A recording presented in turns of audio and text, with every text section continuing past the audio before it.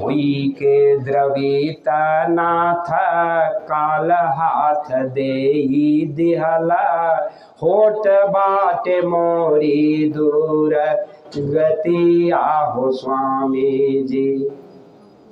फिर क्या कह रही है, हमको तो दुर्गति हो रही है, बहुत परेशानी हो रही है और हम क्या करें। जन्मा तमारा ता कितने युग बीती गईले भूल गईली अपनो नगरिया हो प्रभु जी। भूल गईली अपनो नगरिया हो स्वामी जी। ये मरते वक्त जन्म लेते, बार बार जन्म लेना, बार बार मरना, इसी में कितने युग बीत गए। हे प्रभु, हे गुरु महाराज जी, ये हमें याद नहीं है, मैं कैसे इस जाल में आकर के फंस गई। हे मालिक, हमें इस बार आप किसी तरह से पार कीजिए। तो फिर क्या कह रही है, मनुज के रूप धैला हमनी के बीच अइला अरे फिर से चेतावाला वतनवा हो प्रभु जी। अरे फिर से चेतावाला वतनवा हो स्वामी जी। हे प्रभु जी, आप मनुष्य का रूप धारण करके हमारे बीच में आए और हमको चेताया, आपने बताया कि हम आए वही देश से जहाँ तुम्हारो धाम, आ तुमको घर पहुँचावना एक हमारो काम। अब भल चाहो तो चेतहु आए लगी है नाव, अब बार बार पछताओगे फिर न ऐसो दाव। तो क्या कहती है कि आप आ करके हमें चेताए, जो कि हम अपने घर को, अपने धाम को मैं भूल गई थी। अरे माताओं बहनों, थोड़ा सा जहाँ स्वार्थ में धक्का आया तो माँ भी नाराज हो जाएगी, पिता भी नाराज, पत्नी भी नाराज, पति भी नाराज। आप देखिएगा परिवार में होता है ऐसा, सबके साथ होता है। बच्चे बच्चियां, भाई बहन, माता पिता, थोड़े थोड़े बात को लेकर मन जो है खराब हो जाता है। तो मन बड़ा ही ये लगता है कि मैंने इसको पैदा किया यही दिन काल के लिए, ये ऐसा ऐसा हमको जो है उत्तर दे रहा है। दुख होता है, तकलीफ होता है। क्यों? स्वार्थ था। यदि स्वार्थ नहीं है कोई बात नहीं है। इसलिए मालिक कहते हैं कि स्वार्थ प्रेम करो, निस्वार्थ प्रेम करो। ये मामूली बात नहीं है, ये सोचने समझने की बात है। प्रेम कोई आसान चीज नहीं है, इसमें कोई पैसा वैसा किसी चीज की जरूरत नहीं पड़ती है। तो फिर कहती है क्या, मनुज के रूप धैला हमनी के बीच अइला फिर से चेतावाला वतनवा हो स्वामी जी। हमें चेताए कि हम वो धाम से आए हैं जहाँ तुम्हारा घर है, धाम है, वही तुमको हम लेने के लिए आए हैं। तुम चलो, हम इस बार जो है बात को मानो और चल चलो। एक भी आदेश का पालन यदि हम और आप कर रहे हैं, मालिक आपको और हमको तुरंत लेकर के चले जाएंगे। ये मामूली बात नहीं, कम से कम एक आदेश का पालन कर लीजिए। मालिक ने कहा 2012 में, अरे बच्चा, आज तक तुमने मेरी एक भी बात को नहीं पकड़ी। मैं मेहनत करता रहा और तुम लोभ और मोह में पड़े रहे, तुम्हारा उद्धार कैसे होगा? मालिक कितना चिंतित है। जैसे एक बाप अपने बेटे को समझाते वक्त बड़ा चिंता करता है कि हमारे जाने के बाद में इसका क्या होगा, उस तरह से स्वामी जी महाराज जो है चिंतित हो करके बोल रहे हैं कि तुम्हारा उद्धार कैसे होगा।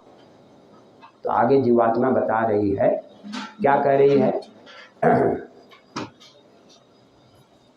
कहती है कि कैसे के चली प्रभु जी अपने वतनवा हो। मालिक ने तो हमें रास्ता दे दिया, नामदान दे दिया, लेकिन परेशानी है। क्या परेशानी? वो परेशानी बता रही है। अब जीवात्मा अपनी परेशानी बता रही है कि क्या परेशानी है। तो कहती है क्या, कैसे के चली प्रभु जी अरे अपने वतनवा हो कि मन मद ठाने लाठा ननवा हो प्रभु जी। कहते हैं क्या कि हे प्रभु जी, अब अपने हम धाम को कैसे चलें, सुमिरन हम कैसे करें, ध्यान हम कैसे करें, भजन हम कैसे करें। मन अपना वाला ठान करके बैठ जाता है, हमको दूसरे तरफ खींच करके लेकर चला जाता है। हम चाहते हैं कि घाट पर बैठें, लेकिन हमको घाट पर बैठने नहीं देता है। ये जो है, ये मन जो है अहंकार मन, इसमें इतना मद है, संसार की तरफ इसका इतना लगाव है, इतना खिंचाव है कि हमको भी खींच करके, अपने तो जाता है, हमको भी खींच करके ले करके चला जाता है। हे प्रभु जी, अब आप ही बताइए, हे स्वामी जी, अब आप ही बताइए कि मैं क्या करूं, कैसे के चले प्रभु जी अपने वतानावा हो, कि मन माद ठाने लाठा ननावा हो स्वामी जी।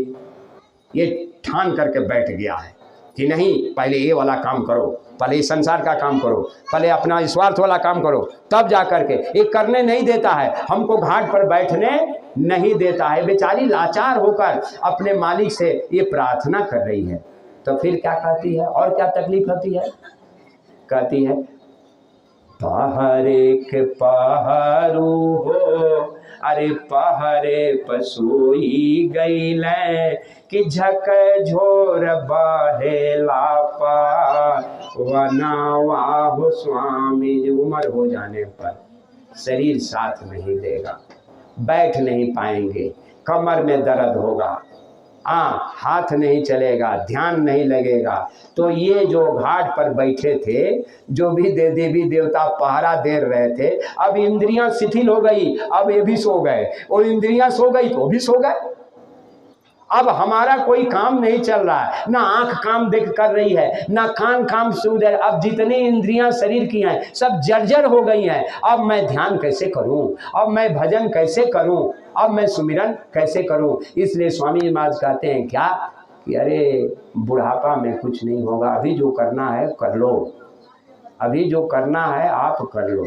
तो वही दुख रो रही है बेचारी अपने मालिक के सामने कि पहरे के पहरू हो, अरे पहरे पसोई गईले, कि झक झोर बहेला पावनवा हो स्वामी। नाना प्रकार की तकलीफ आ रही है, दुख है, आफत है, बीमारी है, परेशानी है।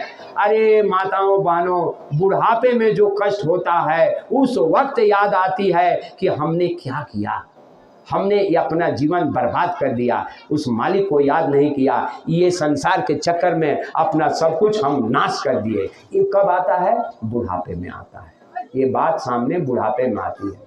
इसलिए अभी जो समय मिला है, अभी इस काम को कर लीजिए और इस जैकेट को धारण कर लीजिए। एक बचने का रास्ता है, हम मालिक खुश हो जाएंगे, कहेंगे अरे चलो ये हमारा बच्चा हमारे एक आदेश का पालन किया और ये पहन कर घूम रहा है, कितने लोगों को बता रहा है, इसके जरिए जय गुरुदेव नाम कितना प्रचार हो रहा है। इस पर मालिक जब खुश हो जाए, मालिक को तो खुश करना है, चाहे जैसे भी आप खुश कर लो, चाहे घुघरू बांध करके जो है चलो। एक जो है बहुत बड़े ऑफिसर थे मिलिट्री के, तो वो अपने गुरु को स्नान करने के लिए गंगा से घड़ा में पानी लाते थे, गंगा जी से जाकर।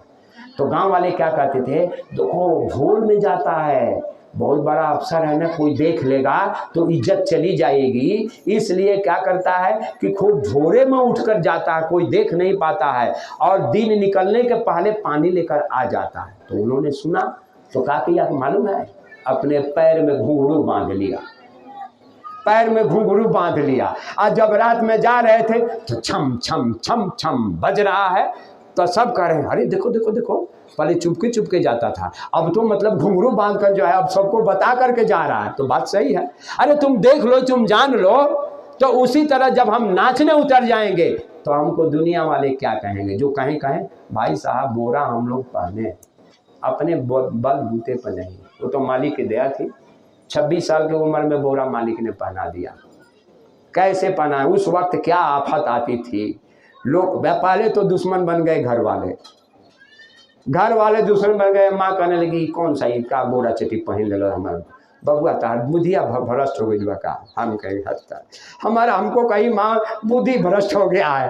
अब बताइए ये संसार वाले क्या जाने, गांव वाले भी कोस रहे हैं, अरे आपका लड़का क्या हो गया जी, उसकी बुद्धि बोरा पहन के घूम रहा है, ये तो नाश कर दिया। बताइए, मैंने ये स्थिति आ गई। अरे बड़ा तकलीफ होता है गुरु को याद करने में। इसीलिए कहा गया है क्या, संसार वाले कभी परमार्थ को नहीं समझ सकते, कभी हो ही नहीं सकता। झूठ कहे जगपति आए, आज सांच कहे जग मारन धावे। नहीं, अब जाकर के शाकाहारी का प्रचार करें, अरे ये सब का बकरवरा है, भगाओ इसको, या करके शाकाहारी शाकाहारी। कितने आदमी सब खा रहे, ये भगवान ने बनाया है, खाने के लिए बनाया है। कितने आदमी कहता है अरे इंसान का खाने के लिए बनाया है, ये सब क्या बक रहा है, सब पागल है, पागल है, इसी तरह सब कहते हैं। तो वही बात है, झूठ कहे जगपति आए। आज झूठा कहिएगा तो जग मान जाएगा, आज यदि सच्चा कहिएगा तो आपको मारने के लिए दौड़ेगा। ये संसार है, इसको समझना बड़ा मुश्किल है। यहाँ संसार माने संशय, जहाँ संशय ही संशय है, जहाँ दुविधा ही दुविधा है, जहाँ शंका ही शंका है, उसी का नाम संसार है। यारे कारवां काफिला में हर पड़ाव पर स्वामी जी महाराज ने कहा, अरे बच्चों और बच्चियां शंका मत करना, शंका मत करना। मैंने कौन सी पर शंका मत करना? गुरु के वचन पर, गुरु के वचन पर शंका मत करना। हर पड़ाव में मालिक ने कहा, लेकिन सब शंका करने लगे। आज सब शंका करके क्या हो गया? तीतर बीतर हो गए। कोई ईर घाट गया, कोई मीर घाट गया, कोई तीर घाट गया। अरे गुरु के वचन को याद करके रखते तो सब एकजुट हो करके संगठित हो करके रहते।